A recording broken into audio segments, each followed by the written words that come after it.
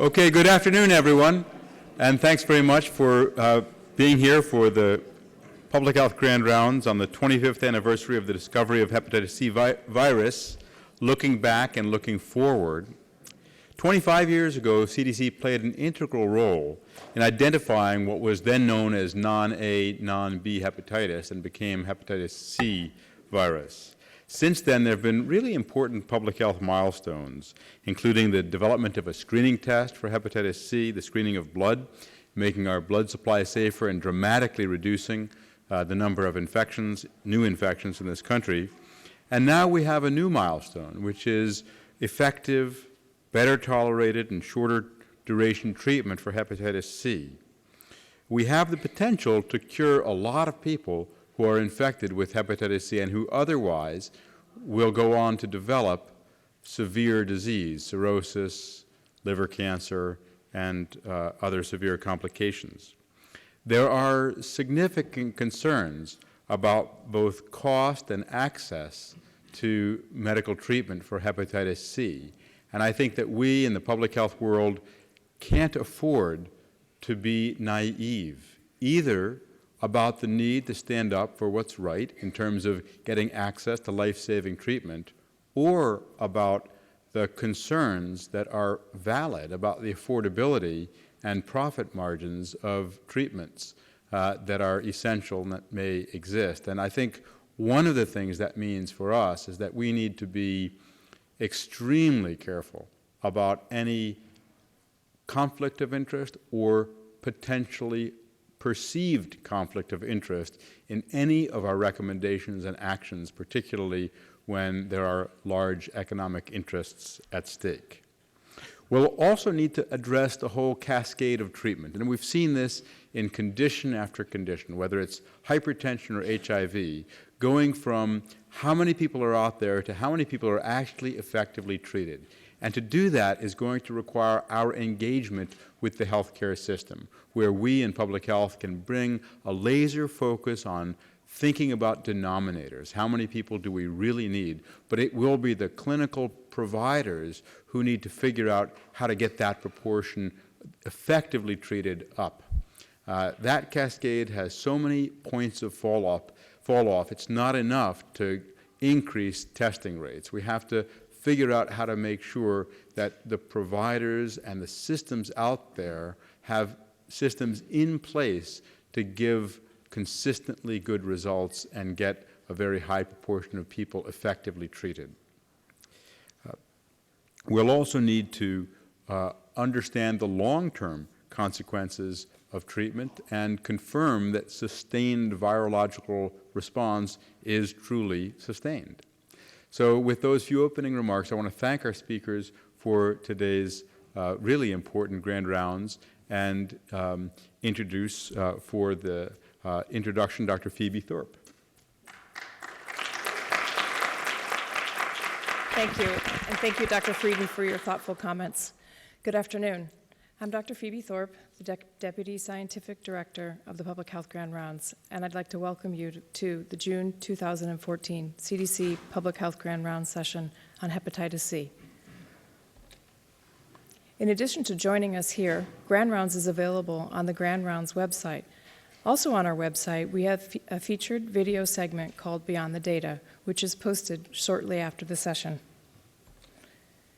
Continuing education credits for Public Health Grand Rounds are available for physicians, nurses, pharmacists, health educators, and others. Please see the Public Health Grand Rounds website for additional information. As part of the continuing education process, we at the Public Health Grand Rounds and the presenters want to tell you we have nothing to disclose.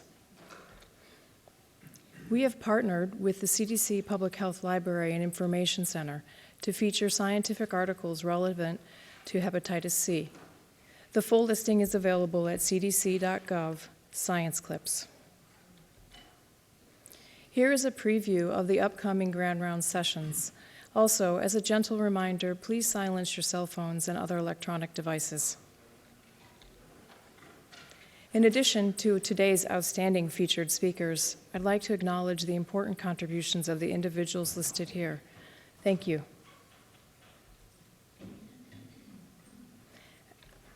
And now I'd like to introduce the first speaker, Dr. John Ward.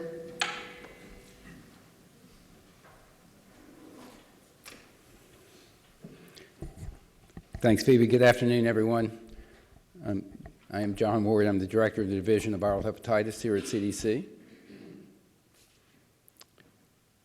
Hepatitis C virus was first discovered 25 years ago in 1989. We're privileged today that two of the key leaders in that discovery have joined us. Dr. Dan Bradley, formerly of CDC and the Hepatitis branch, and Dr. Harvey Alter from the National Institute of Health. If Dan and Harvey could please stand and have everyone give them a round of applause, please.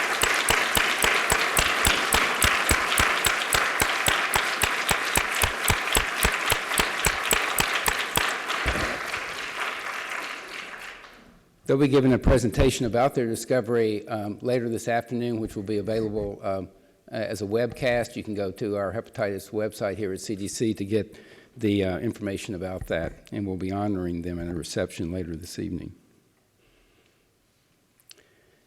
Hepatitis C is an enveloped RNA virus. The genome consists of 9,600 nucleosides that encodes a polyprotein that's cleaved into structural proteins and non-structural proteins.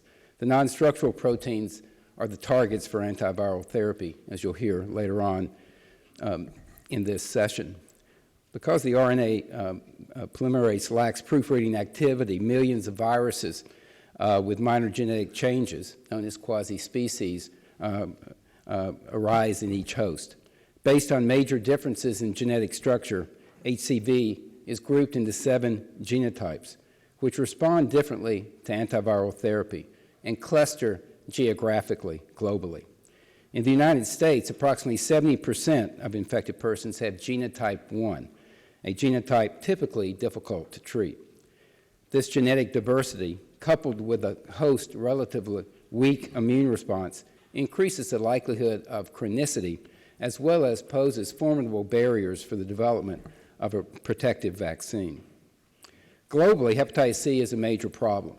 Based on data from the World Health Organization, an estimated 135 million persons are living with hepatitis C, with the areas colored in red having the highest prevalence.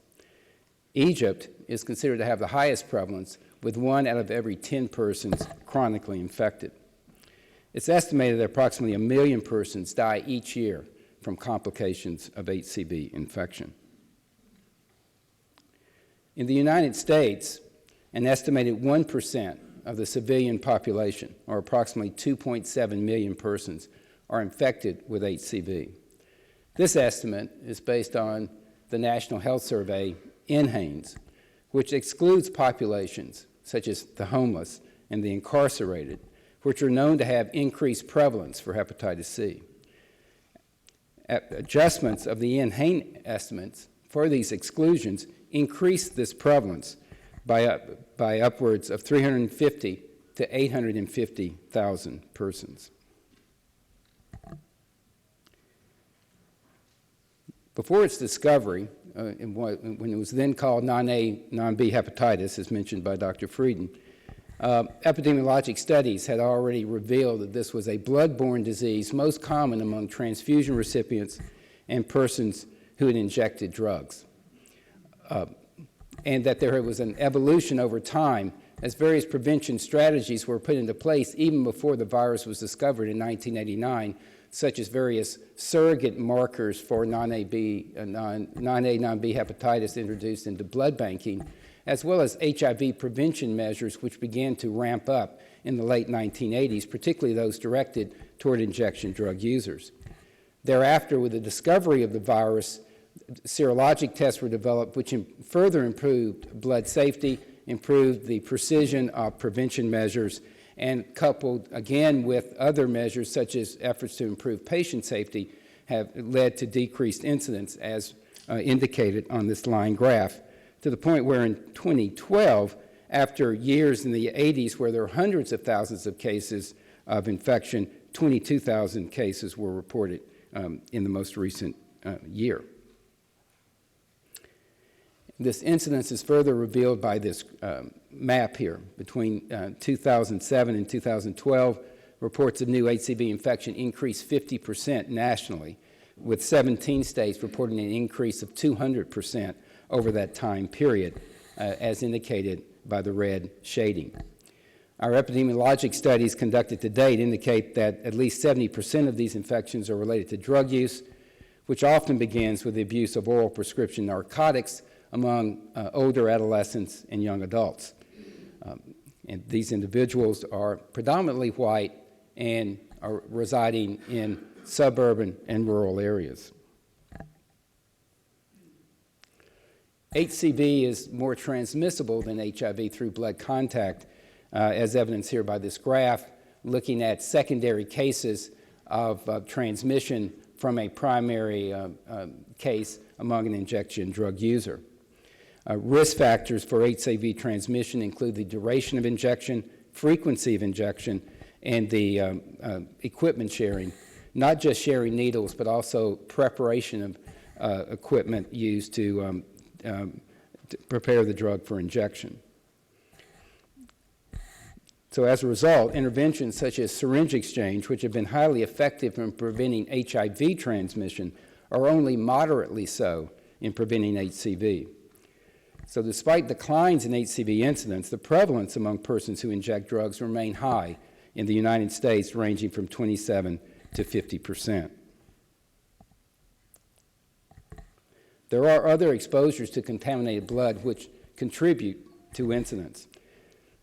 This includes the healthcare setting, where the risk of HCV transmission from a needle stick is greater than that for HIV, in part because of the higher viral concentration of HCV versus HIV. From 2008 to 2013, CDC participated in the investigation of 18 healthcare-associated outbreaks, which were linked to 200 new infections and the notification of over 90,000 patients. These transmissions occurred in multiple settings, in both inpatients and among outpatients, related to syringe reuse, other poor infection control, and drug diversion by healthcare workers. There is a risk of transmission from mother to child, particularly if the mother is HIV infected. Sexual transmission tends to be rare, except among HIV-infected men who have sex with men, where incidence has been found to be high in both Europe and the US, and other exposures which place people in contact with contaminated blood. Once infected with HCV, the risk of chronic infection ranges between 55 to 85%. Thereafter, disease progression is typically silent. That's why hepatitis C is often called the silent epidemic, while the HCV infection leads to liver damage progressively over the years. With over a 20-year period, 15 to 30% of persons developing severe fibrosis, known as cirrhosis, and then thereafter a 2 to 4% annual risk of developing end-stage liver disease and liver cancer. There's also a risk for other extrahepatic diseases that contribute to this morbidity.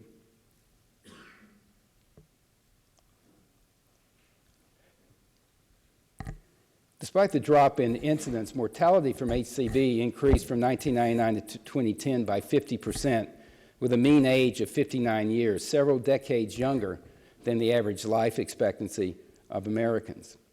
Black, non-Hispanics, American Indians, and Alaskan Natives have twice the mortality as white Americans.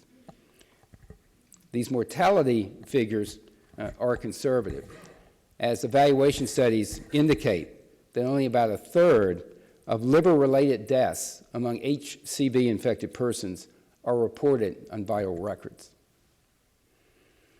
Further, other studies have indicated that about 45 to 60% of persons are unaware of their HCV infection.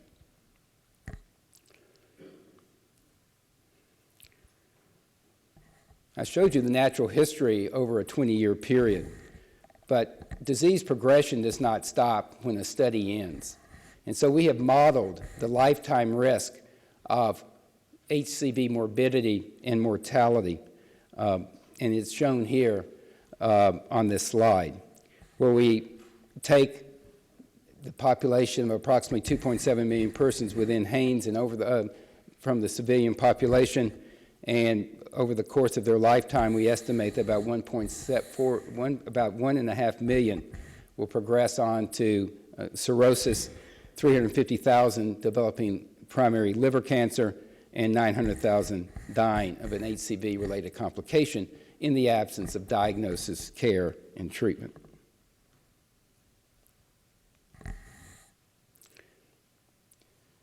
Given the rising morbidity and mortality, given the large proportion of persons currently unaware of their status, we began to look for other options for interventions, beginning with testing. And that search began with looking at the NHANES data, where it reveals that the wave of incidence that was observed in the 70s and 80s and early 90s persists as a wave of prevalence, with infection among young adults in those earlier years now persisting as prevalent infection among middle-aged and older adults currently. And indeed, the birth cohort of persons born between 1945 through 1965, or the so-called baby boom population, has the highest prevalence by birth year compared to other adults. Indeed, a six-fold higher prevalence than other adults, representing 81% of all persons living with HCV in the U.S., and 3 out of every 4 persons dying of this condition.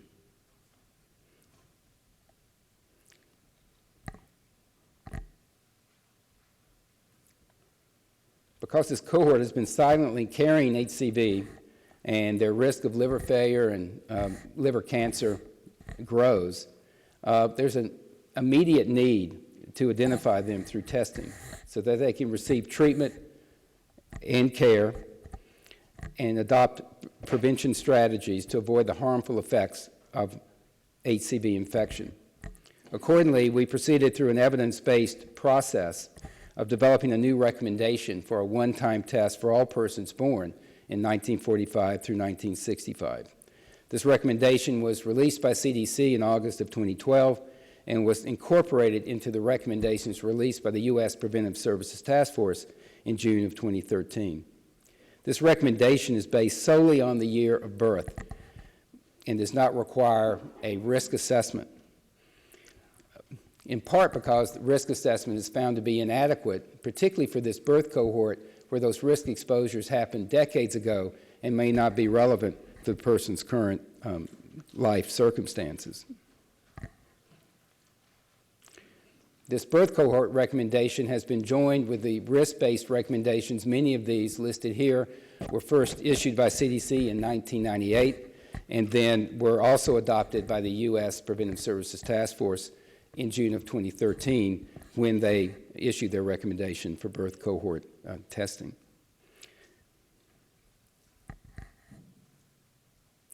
The benefits of cohort testing and linkage to care and treatment is that it reduces the risk of all-cause mortality by 50% and the risk of liver cancer by 70% and the risk of all types of liver disease by 90%. And we estimate that this will result in tens of thousands, if not over 120,000 deaths with a full adoption and successful implementation of the birth cohort strategy.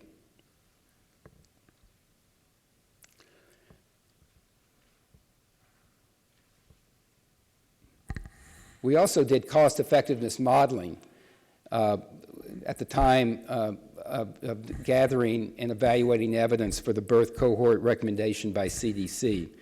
And that's reflected in the blue bar graph labeled 2012, where we looked at the agents recommended for HCV therapy in that year and then judged what was the cost per quality adjusted life year of testing linked to that recommended care and treatment. And in that analysis, which was published, we found that about $35,000 per quality was the outcome of HCV testing and treatment in 2012, and in comparison, very comparable to other prevention services considered to be a good preventive practice in the United States. We're now in the process of looking at the new agents which have recently been licensed over the last 4 to 5 months, and to see how this cost per quality changes, and that's represented in the blue bar labeled 2014, which is preliminary data, but it suggests that HCV testing linked to treatment, particularly for patients that have some evidence of liver disease, continues to be a cost-effective approach, very comparable to other preventive services. We're continuing to look at this population of patients as well as other HCV-infected patient populations so that we can add cost-effectiveness data to this discussion about the cost and benefits of HCV therapy. As you'll be hearing from Dave in just a moment, we've entered into a whole new highly effective era for HCV therapy, but we're not going to be successful if we don't link the patients who need testing, care, and treatment to those interventions. And as was published by CDC authors and our partners last year, the care cascade for HCV is absolutely dismal. With only 50% of persons aware of their status, only a little over a third getting some type of care for their staging of their current infection, staging of their liver disease. Only a small fraction had been placed on treatment, and only even a smaller proportion had successfully completed treatment and achieved what was called a sustained virologic response, which is another term for a cure of their HCV infection. So where are we now? The burden of HCV-related disease is large. Reports of new HCV infections are increasing. CDC and the U.S. Preventive Services Task Force have issued new recommendations calling for HCV testing for persons born during 1945 through 1965, for persons who inject drugs and others at risk. At least half of HCV-infected persons are unaware of their status, and access to HCV testing, care, and treatment must improve for patients to benefit from therapy. Now I'll turn it over to Dave Thomas to describe the evolution of HCV therapy and the arrival of the curative era for HCV. Thank you.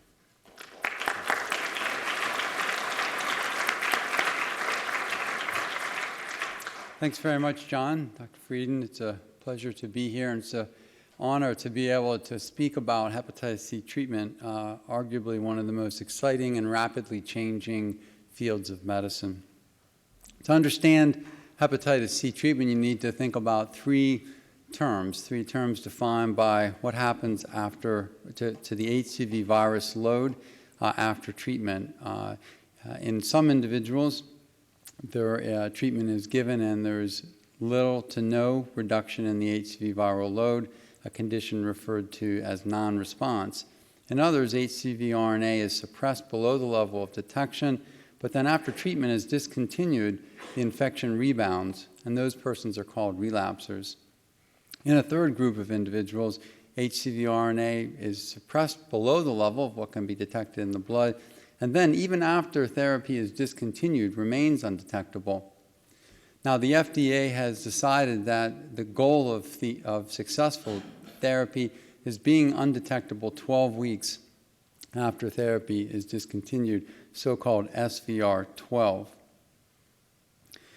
Now, we refer to an SVR as a cure for really three reasons. One of them, Dr. Frieden actually already brought up, which is the durability. SVR is considered a cure because it's durable. In thousands of individuals, more than 1,000 shown on this slide alone, followed after successful treatment, after SVR 12 or 24. There's few to no individuals in whom infection is detected again in the blood. And in some in whom it is, it's impossible to rule out that they were reinfected rather than that their original infection relapsed. So first of all, SVR is considered cure because it's durable. Secondly, it's considered a cure because it, most importantly, reduces the incidence of hard clinical outcomes. There's been a number of ways that this has been shown in a number of different studies, but for example, this study follows 530 individuals, 8.4 years after they achieved an SVR 24. 36% of the individuals had achieved that SVR, and you can see that the incidence of liver failure is lower in those with SVR compared to those without SVR. Likewise, the incidence of hepatocellular carcinoma was lower, as was all-cause mortality. So SVR is considered a cure, first of all, because it's durable, and secondly, because it reduces the incidence of hard clinical outcomes, including mortality. Third, HCV, sustained virologic response, is considered a cure because, as Dr. Kaufman will emphasize later, it reduces the risk and actually eliminates the risk of the virus being transmitted to another person. Now, we've been able to achieve that cure with a variety of different approaches over the years, beginning in 1991 with the approval of interferon. We've had progressive improvements in the frequency with which cure can be produced by adding ribavirin, by changing to long-acting interferon, and most importantly, by adding to the interferon and ribavirin molecules that directly interfere with various non-structural proteins, as John mentioned in his first talk. In particular, the HCV protease and the HCV polymerase have been important drug targets with molecules already approved by the US FDA for use in clinical practice. So this progress is remarkable, especially when you look at the past few years. An example are these data that I'll show where I'm demonstrating the sustained virologic response rates, if you will, cure rates, across a variety of patient groups, including historically difficult to treat patient groups, such as those with cirrhosis and African American individuals. And you can see that with just 12 weeks of pegylated interferon, ribavirin, and Sofosbuvir, high sustained virologic or cure rates were achieved. Taking that further, and even more exciting, is looking to regimens that are not yet FDA approved, but which have been filed with the FDA. An example is this, the combination of that same nucleotide inhibitor, Sofosbuvir, with an NS5A acting agent called Ledipasvir. Those two molecules are co-formulated as one pill that can be taken once a day, and you can see that with as brief as 8 weeks of treatment with one pill once a day, high cure rates have been published with this combination, including in persons with cirrhosis and those who failed prior treatment. Taking that a step further, that same combination of Sofosbuvir and Ledipasvir have been added an additional direct-acting agent, and therapy has been abbreviated from 8 weeks to 6 weeks with high sustained virologic response rates in one study recently presented, but not yet published by the Now, these are not FDA approved, but represent part of the excitement, part of the future for HCV treatment. As exciting as the improvements in efficacy are, we've also experienced substantial improvements in the safety of treatment. This slide represents on-treatment, if you will, real-world experience post-approval of HCV protease inhibitors when used with pegylated interferon and ribavirin, and you can see high rates of adverse events and low tolerability. Now, I don't have the analogous data for a real-world experience, for example, for these interferon-sparing regimens that I've referred to, but the published experience with those from the phase 3 studies suggests that they'll be much, much safer than what we've experienced with protease inhibitors, pegylated interferon, and ribavirin. Well, fortunately, although I've only had the opportunity to underscore this point with the example of Sofosbuvir and the related products, there are a large number of regimens that are already filed, in many cases with expedited review approved by the US FDA, and some interferon-sparing regimens that are already FDA approved for use in the United States. With each of these, many of which have already been published, have already had the phase 3 data published, there are high rates of sustained virologic response. In other words, high cure rates and very high tolerability, just as what I've shown you.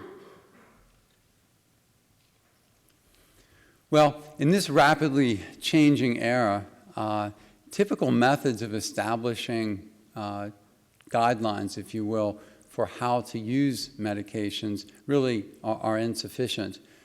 Accordingly, the Centers for Disease Control has co-sponsored, along with the American Association for the Study of Liver Disease and the Infectious Disease Society of America, in partnership with the International Antiviral Society of the USA, guidance for how to use these medications and other aspects of hepatitis C management.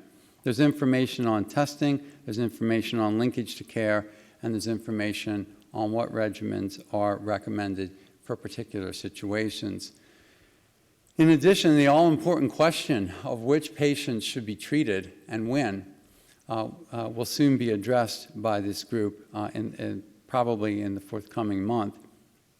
Now, it used to be that we answered that question when we had medications with lots of side effects by weighing the risks of treatment over and against the potential benefits. And oftentimes, the balance favored the use of medications only for persons with advanced liver disease.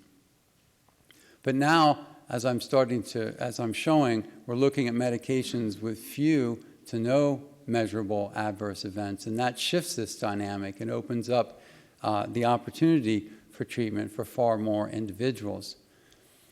That also raises the question of how that expanded access to treatment, if you will be paid for. As Dr. Frieden mentioned, the cost of hepatitis C care has become an important issue to consider.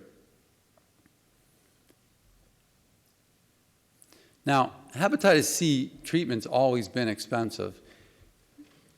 The regimens that were standard of care from 2011 to 2013 could be $50,000 to $100,000.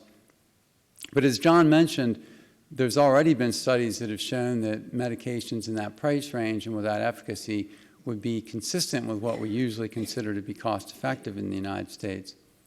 The new regimens are more expensive, but they're also more efficacious. And as John showed, preliminary observations suggest that there's incremental cost effectiveness achieved, that in other words, the increase in efficacy counterbalances the increase in cost from a cost perspective, that is. Nonetheless, the issue of cost has clearly come into the hepatitis C treatment discussion and has entered in and shifted the dynamic, whereas we once talked about essentially what was the advisability, if you will, of treatment, or the advisability for a given patient determined by risk and benefit.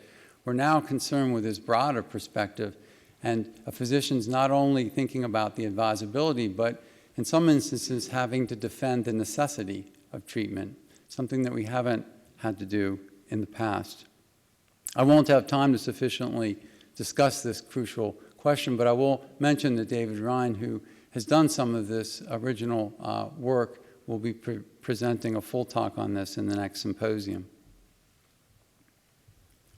So there's no question that we've experienced since Harvey and Dan first got into this field remarkable progress on the efficacy of hepatitis C treatments, beginning with interferon and now with the all-oral regimens, really realistically being able to achieve a cure in more than 90% of the persons who come in for care. It's tremendous progress that we need to celebrate and applaud.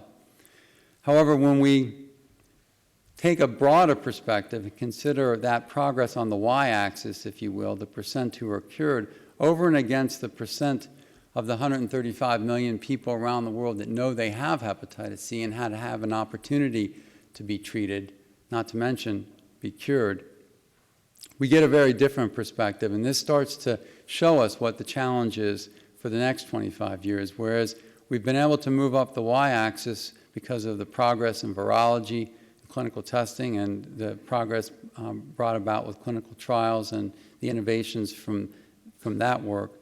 In the next 25 years, we're really going to have to make progress on this x-axis, expanding the percentage of persons who know they have infection and somehow getting treatment to them and paying for it. So what I've done in my talk is establish that hepatitis C can be cured. I've used the word cure because the sustained virologic response is durable, because it reduces hard clinical outcomes, including improving mortality, because it prevents transmission from one person to another.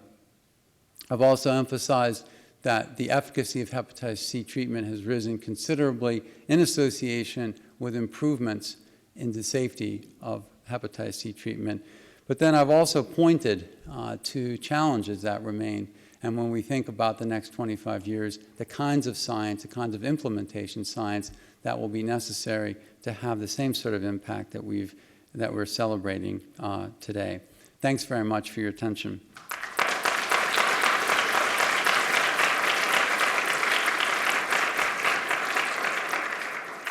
Now it's my privilege to introduce Phil Coffin to present the next talk. Thank you. So as we've heard so far, we've entered an era where we have the tools to end hepatitis C in the United States. There are two major goals to achieve this. The first is to treat those already infected, and then the other is to prevent new infections from occurring. The new screening guidelines targeting those most at risk of advanced liver disease, particularly baby boomers, can allow us to cure a substantial portion of the population and lead to an enormous reduction in the morbidity and mortality from chronic hepatitis C. To prevent new infections, we need to implement ways to interrupt transmission among those who are most at risk, in particular, people who inject drugs. Although there are multiple risk groups, these two groups represent the bulk of established and incident cases of hepatitis C. Some parts of public health models that have proven useful to complement or enhance the management of HIV can be applied to formulate a public health response to hepatitis C. This continuum starts with primary prevention, goes to screening, diagnosis, management, treatment, viral suppression, and then hopefully reduction in prevalence and incidence of disease. It's useful not just for improving clinical outcomes and by identifying gaps, but also in helping public health in tracking lab-based outcomes. If we apply it to hepatitis C, primary prevention includes interventions like syringe access and access to other injection equipment, safer sex, particularly among HIV-positive men who have sex with men, and improved access to substance use disorder treatment, medication-assisted therapies. Screening in this setting could be tracked by healthcare systems which have access to both positive and negative test results. Electronic health records can be used by establishing automated alerts or reminders to screen based on public health recommendations by both risk factor and birth cohort. Screening would optimally be designed as opt-out, as it should be for HIV, and local and health systems would need to develop guidelines in terms of how frequently you need to screen those who are at ongoing risk of transmission. Diagnosis, unfortunately, still requires both a screening and then a subsequent confirmatory RNA test for hepatitis C. This is a two-step process. It can sometimes be confusing, and patients oftentimes don't know if they have RNA-confirmed hepatitis C or are simply seropositive. There's some movement towards reflex testing, which would be an automatic confirmatory RNA test done in the setting of a positive antibody, as is done for HIV and syphilis. This would be a huge benefit, as of course would be a point-of-care RNA assay.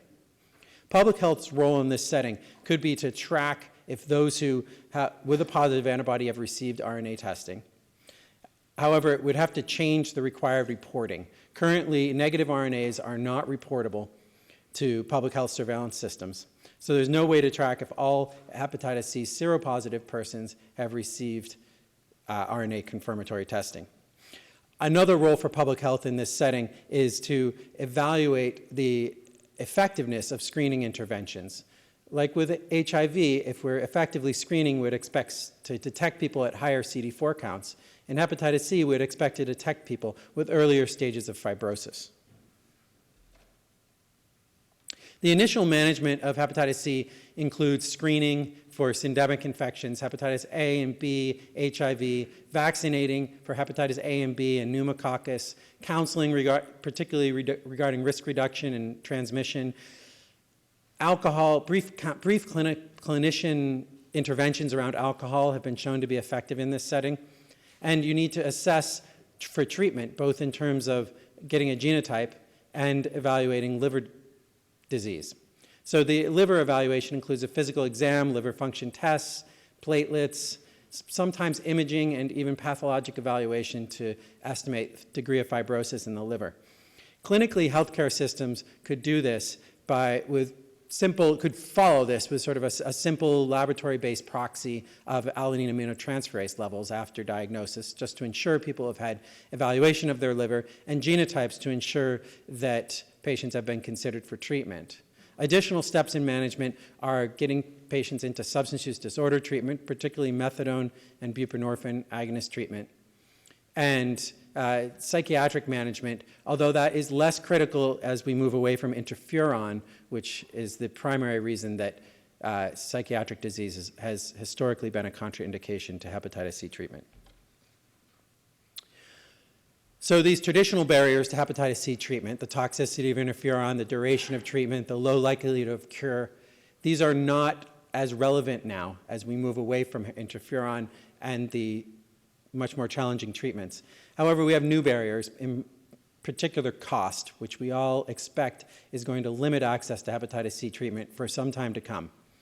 Interventions to improve uptake of treatment can include case management, pharmacy support. However, now we expect that assistance with payer navigation is going to be critical to getting patients access to hepatitis C therapies. For a healthcare system, this could be tracked, the uptake of treatment could be tracked by looking for serial RNAs in a patient that has diagnosed hepatitis C. This unfortunately couldn't yet be done by surveillance because surveillance doesn't have access to negative RNA results. The proportion cured by hepatitis C treatment, with cure rates over 90%, should be pretty close to the proportion that are actually treated. This depends a little bit on which regimens offered and on adherence, of course. One way to track this in a healthcare system, once again, would be to look for a series of negative RNA results, which would represent either viral clearance naturally or public health needs access to negative RNA.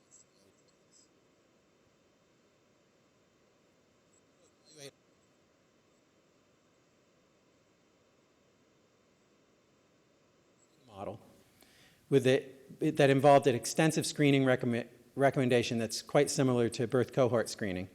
On this graph, the y-axis is the number of hepatitis C-related deaths, liver deaths. The solid black line shows the predicted number of deaths with the old risk factor-based screening and the old treatments. The dotted black line is if we take the new treatments and we apply them aggressively to the population. The dotted red line is if we have the old treatments but the new screening recommendations. And the solid red line is if we do everything, aggressive screening and aggressive treatment with the new regimens. In that setting, the peak number of deaths drops from 37,000 to about 20,000. And this might be a great underestimate. As Dr. Ward described, we now believe that there may be 4 times as many liver-related deaths from hepatitis C than this model estimates. Unfortunately, the cost of new therapeutics is expected to result in restrictions on who can receive them. A common way to restrict this has been based on degree of fibrosis.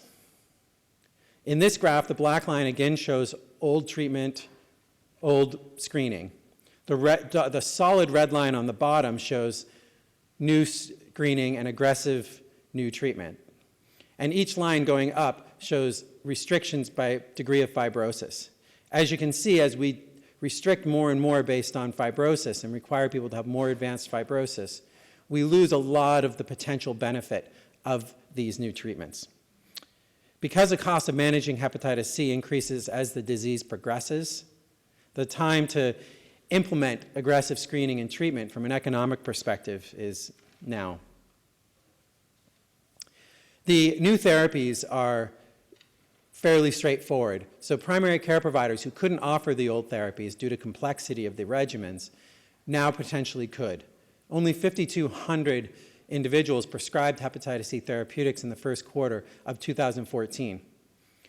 If we expand this to primary care providers and others with expertise in managing viral infections, we can greatly increase the number of providers who can offer treatment and the geographic distribution. Federally qualified healthcare centers already care for many hepatitis C infected persons, and they are available all over the country.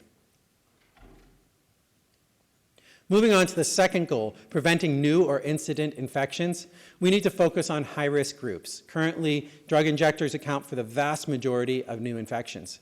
Strategies to reduce their risk include syringe access programs, medication-assisted treatment, treatment as prevention, and prophylactic vaccines. Medication-assisted treatments, particularly with agents such as buprenorphine and methadone, are well known to reduce disease incidence, but they're not universally available and are often restricted to detoxification short-term treatment regimens that are markedly less effective. A prophylactic vaccine would be fantastic, but we're unfortunately in the very early stages of development for that. Syringe access programs, which offer clean syringes and other injection equipment and teach hygiene, such as not handling equipment with contaminated hands, are still not widely available in many parts of the United States. These charts show the impact of syringe access programs on hepatitis C prevalence and incidence. The black dots on the left chart represent actual prevalence, and the gray shaded area is the estimated prevalence if syringe access programs had not been available.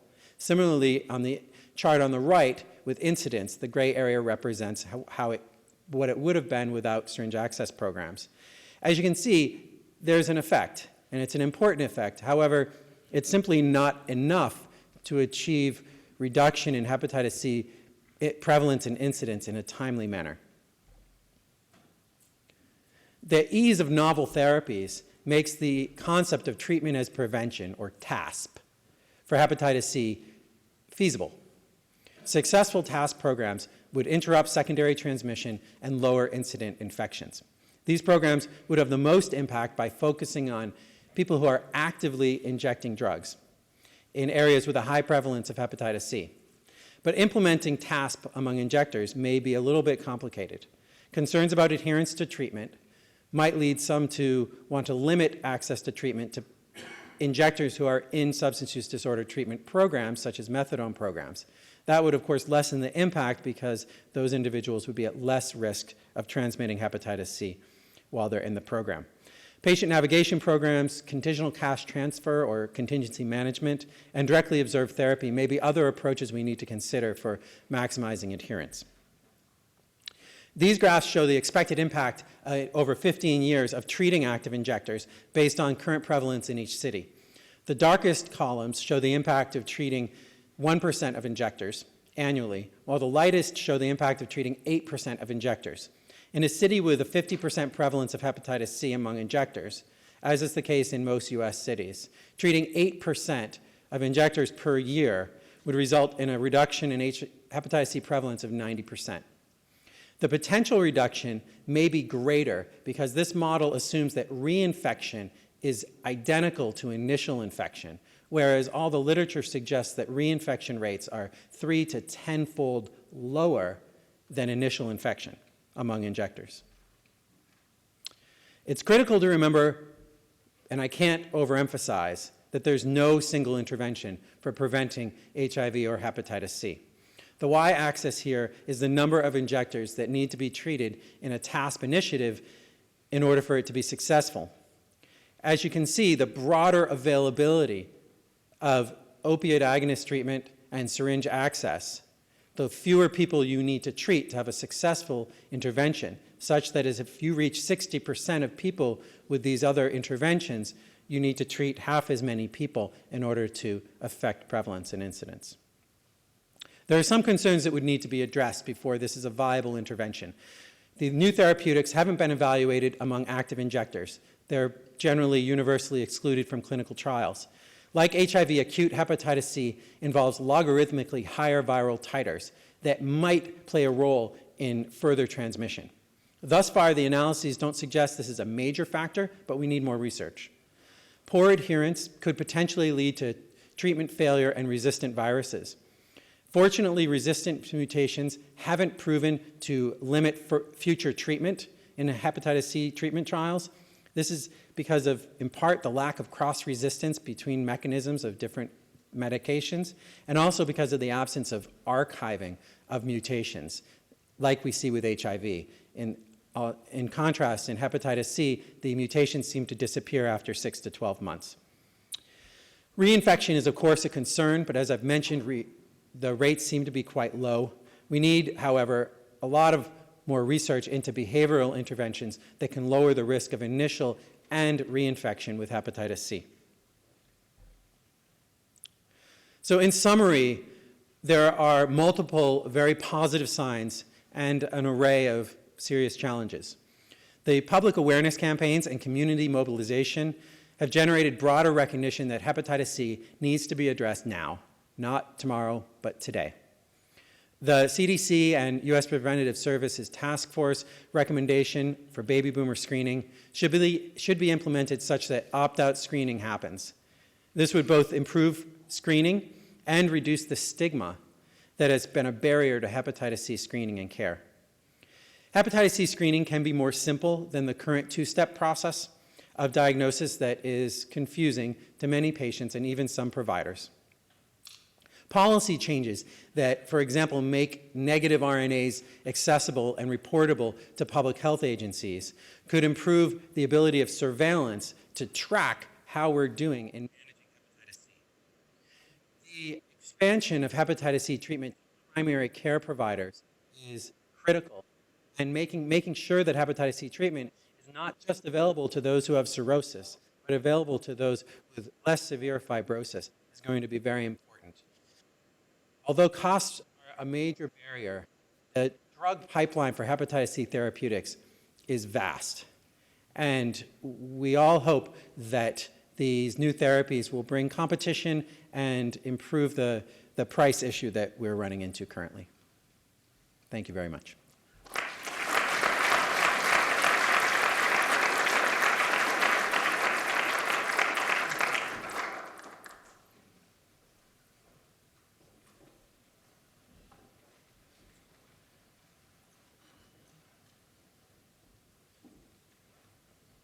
Thank both Bill and Dave for excellent presentations. The presentations are open for questions. Harold Jaffe.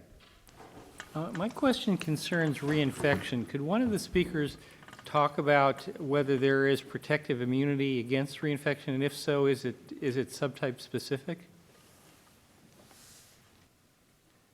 So it's an interesting question because the reinfection data are from various settings. The reinfection rates in the cohort studies of people who have naturally cleared, they tend to get reinfected at a rate of around 4% per year.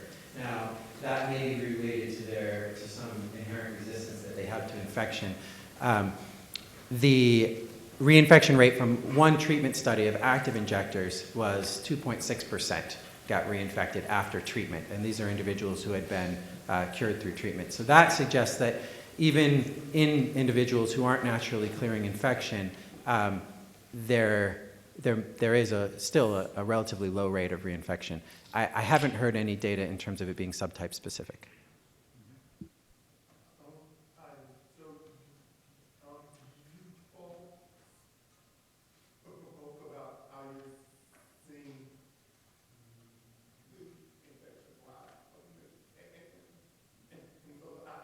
Has a question.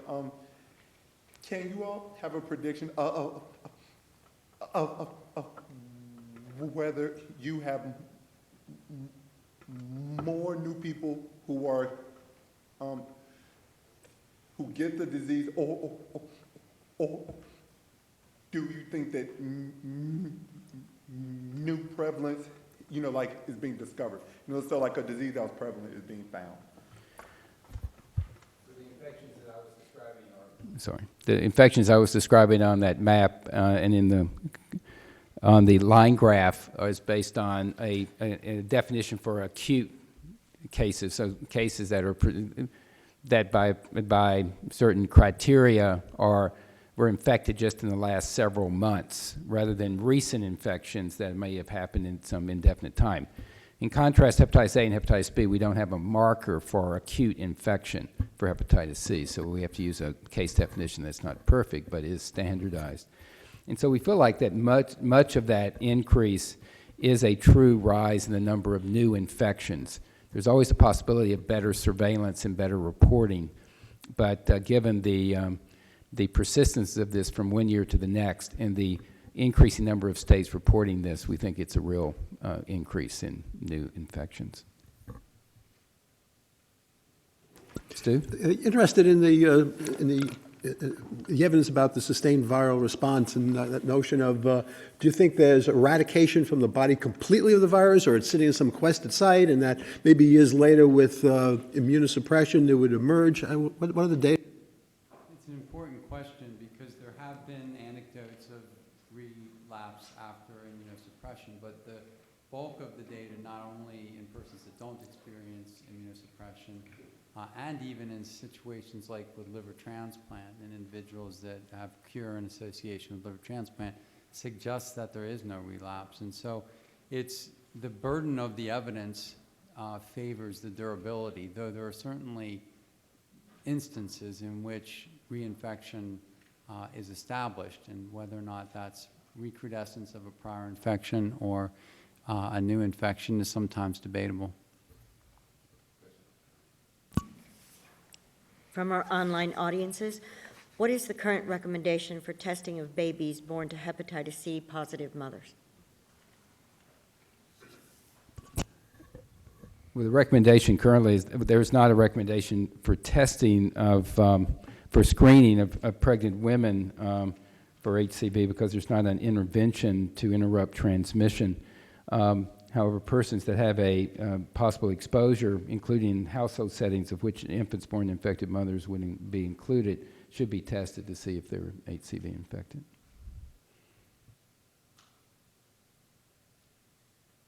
Can you comment on the cost of treatment in developing countries, and also what are the prospects for a country like Egypt? That's an important question, and the costs of Hep C treatment do vary around the world, and I'm aware of the cost, for example, in England being less than in the United States, but perhaps 80% of what the costs are here. And in Egypt, there have been efforts to further reduce the cost down to nearly way beyond a tenth of what we pay here. So the costs differ, that's for sure, and why they differ and the extremes to which they differ, I can't really comment on that. What do you think about the prospects in Egypt? Well, I think in Egypt, for those that don't know, has a particular problem with hepatitis C, where about 1 in 5 individuals who were born before 1980 is infected.